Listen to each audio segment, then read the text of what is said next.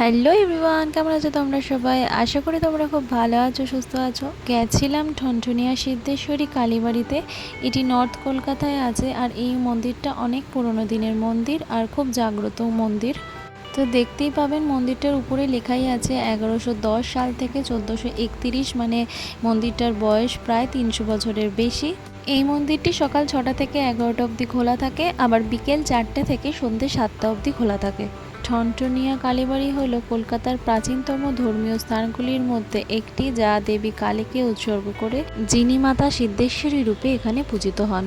এই মন্দিরটি 1803 সালে নির্মিত হয়েছিল।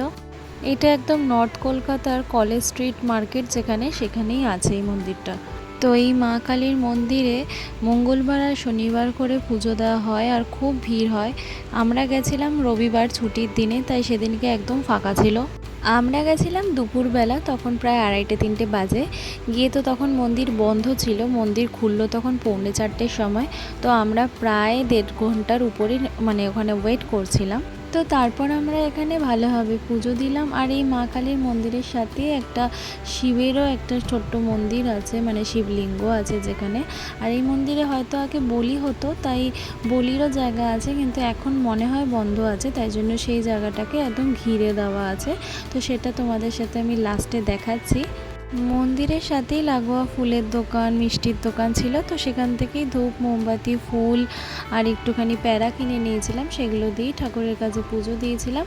এই যে এই শিবলিঙ্গটা একদম মা কালীর মন্দিরের পাশেই আছে, একসঙ্গেই দুটোই একসঙ্গে, এই সাইডে মা কালী আছে আর বাঁ সাইডে এই শিবলিঙ্গটা আছে। তো সেখানেও আমরা গেছিলাম।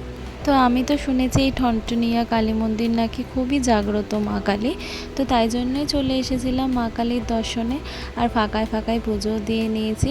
তো এই যে এই শিবলিঙ্গটা তো একদম মা কালীর মন্দিরের সাথে পাশেই, আর একদম সামনে রয়েছে একটা বলির জায়গা, সেই জায়গাটা ঘেরা আছে একদম লোহা দিয়ে। এখন বলি হয় কি না আমি সেটা জানি না, বলতে পারবো না। এই জায়গাটা দেখুন, এই জায়গাটা বলি হয়, তো সেই জায়গাটা এখন বন্ধ আছে।